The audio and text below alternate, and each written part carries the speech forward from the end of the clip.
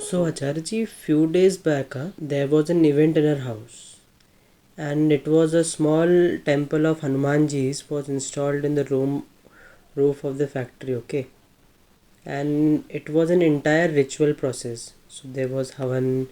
It was also followed by a Sundarkand part.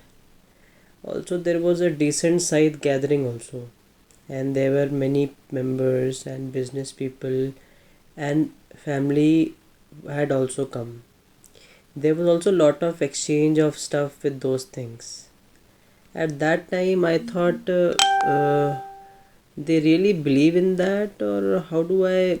We require both inquiry and faith. I'll explain with an analogy.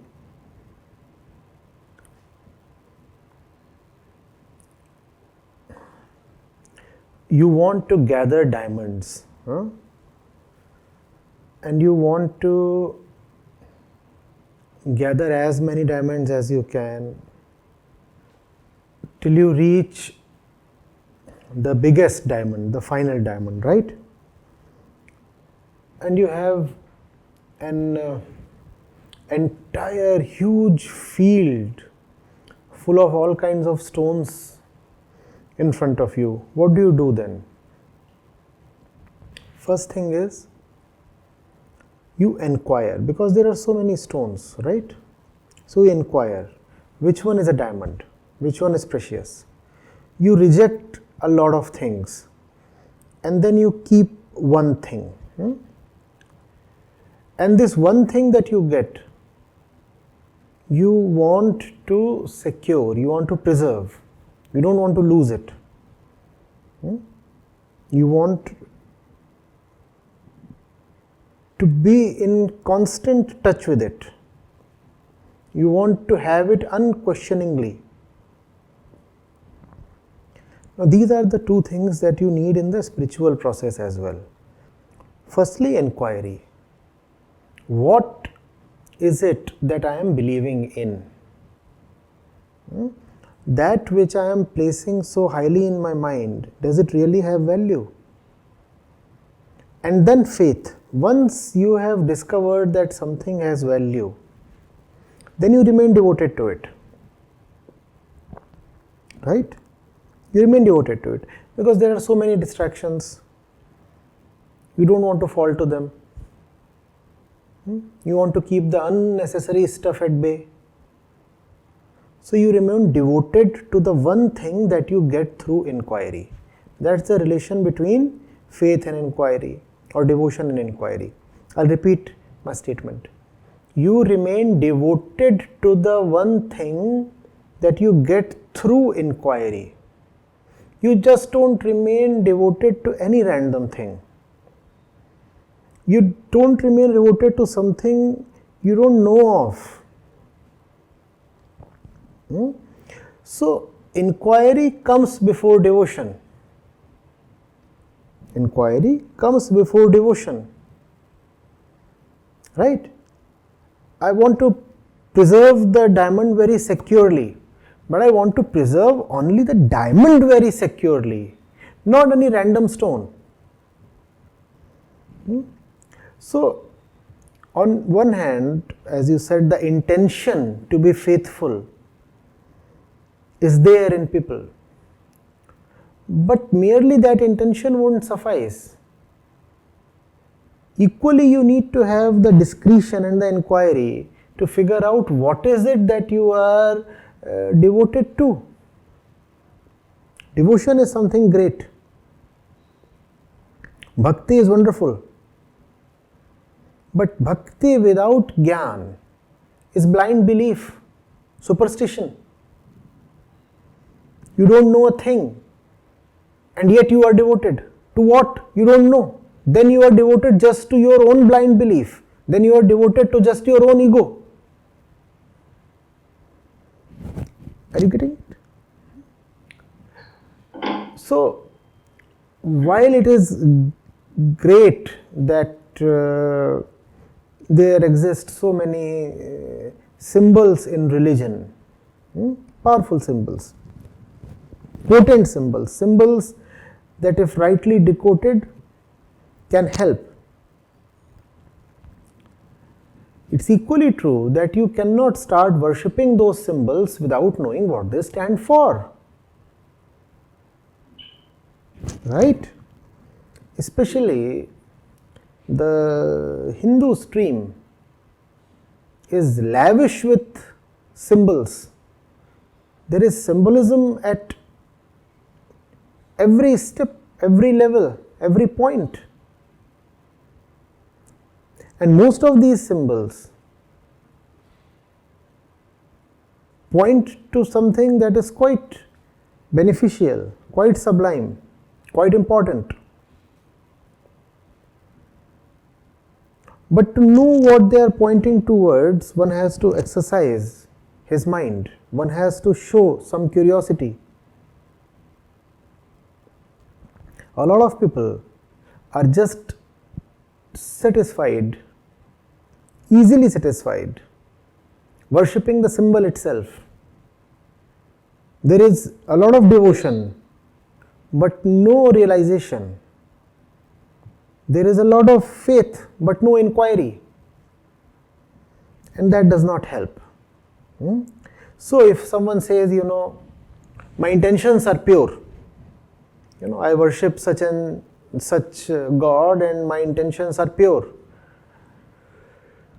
that is no alibi. Just because you are devoted to something, it does you no good necessarily. Mere devotion is no proof of sacredness or piety or any kind of spiritual excellence. No. If you look at people in the world, you will find a lot of them very committed people. And commitment is devotion of a kind. And what are people committed to? Their own ideals, images, thoughts, feelings. If mere devotion were a yardstick of spiritual advancement, then most of the people of the world would be spiritually very advanced, because most people are indeed committed to something or the other. Just being devoted to something does not mean that you are spiritually advanced. You have to be devoted, and you have to be devoted to the right thing. You have to be devoted, and you must know where your devotion is coming from and what it is going towards. If devotion is a product merely of tradition and custom and ritual, then such devotion holds no value. We need devotion with a deep intelligence. In fact, there can be no real devotion without real understanding. Equally, if understanding deepens, it turns into devotion. So these two go hand in hand. If there are places where you find a lot of devotion but no understanding, you should know that this is just belief or superstition. And if there are places where you find a lot of intellectual activity but no faith, then you should know that this fellow has no real intention to elevate his consciousness. He is just flirting with whatever comes his way. He has no commitment as such. Sir, I didn't get the second part, the last point that you said. If you say that you are looking for diamonds, no? And you have no real love for diamonds, then you are just wasting your time looking for diamonds. No? If you say that you are a seeker on the path of knowledge, and you are seeking knowledge, and that knowledge tells you of the real thing, and yet you develop no passion for that real thing, then that knowledge is of no value. Because knowledge, believe me, is not an end in itself, right? The end is liberation. And or you could say the end is attainment of the real diamond. That's what all knowledge is for. Knowledge is a medium. If knowledge remains and still attainment does not happen, then what does that clearly tell? That you are more concerned with knowledge than attainment. That the very intention is flawed. You do not want attainment or liberation. You just want to be knowledgeable. You just want to gather knowledge and be head heavy. I do understand the importance of spiritual lectures, your books, your courses, but I do not think I place a very high priority in comparison to other tasks. So basically, I do not put very high priority to reading wisdom literature and other normal tasks of the day. So, how do I tackle this issue? See, for you practically it will be very difficult to just give the highest priority to reading wisdom literature. That is too much to ask for. Just commit some small window to this thing and remain steadfast. Do not commit too much. You will not be able to afford it or live up to it. If you say you want to give the highest priority to reading wisdom literature, I do not know what you mean. You mean to say that you want to do it the first thing in the day, or do you want to allot the lion's share of your time to this thing?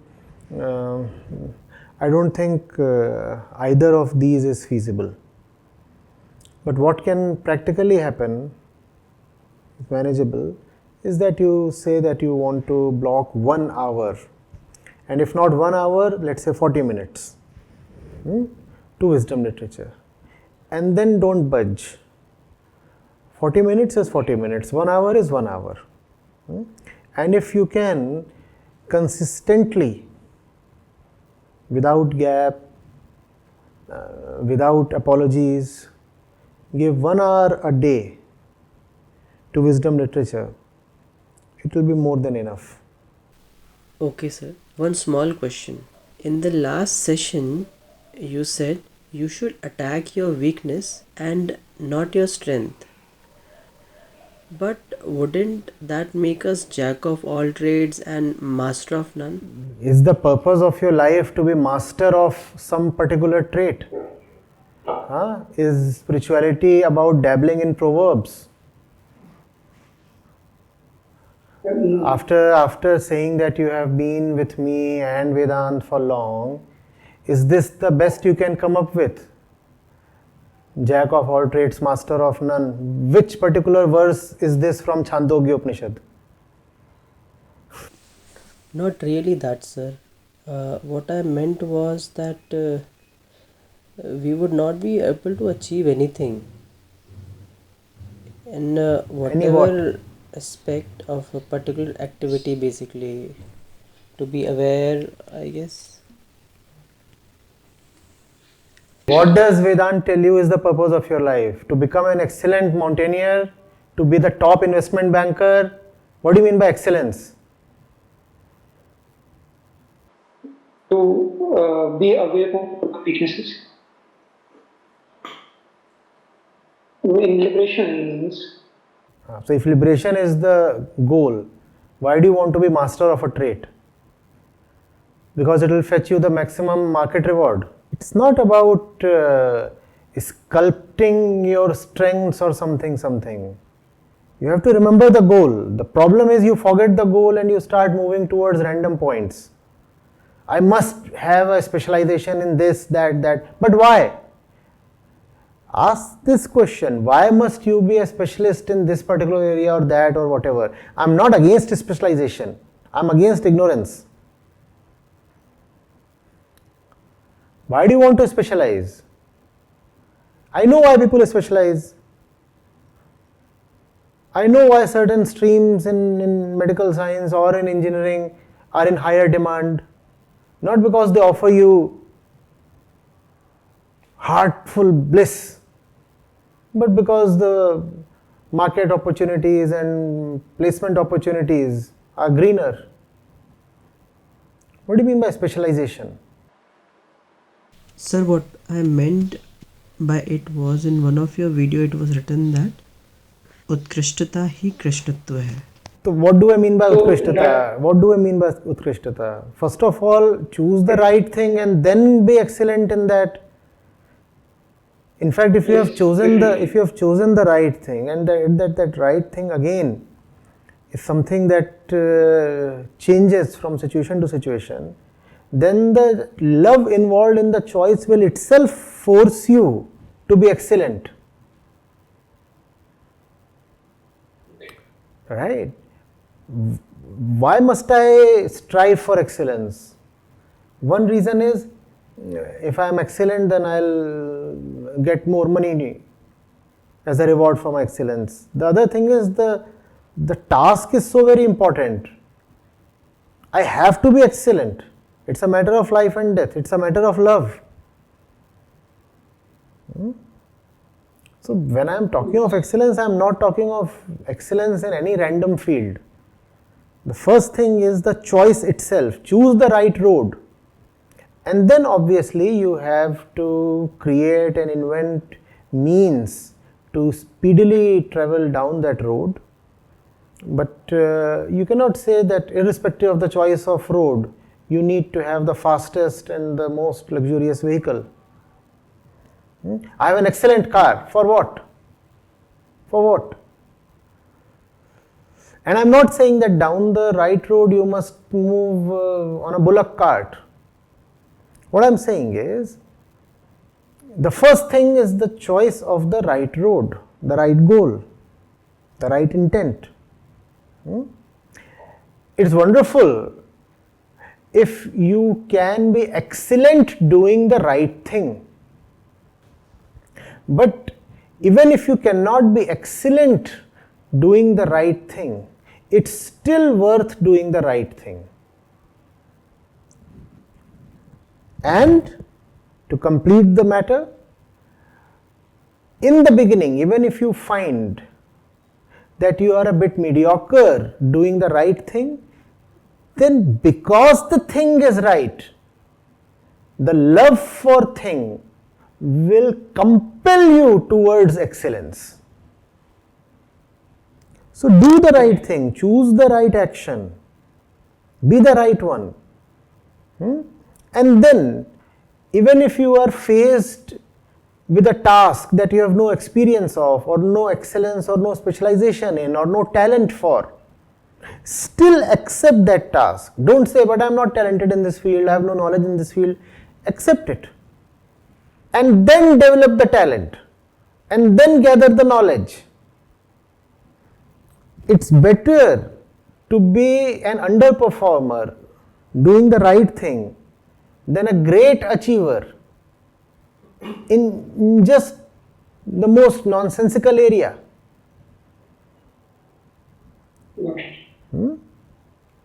Akshay, before you say somebody is an achiever or a successful person or a winner, always ask, in what?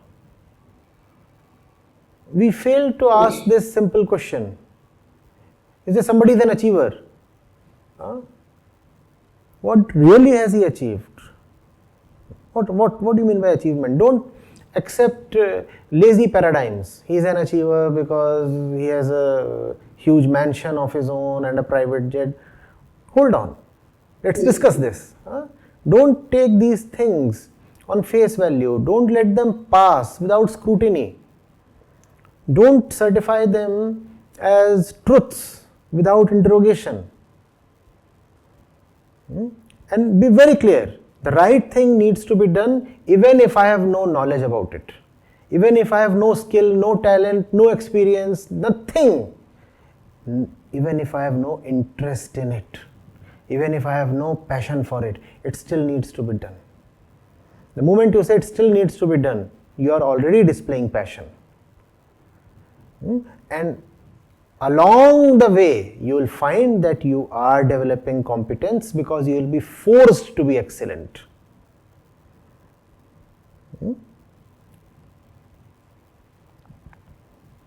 Good. Thank you.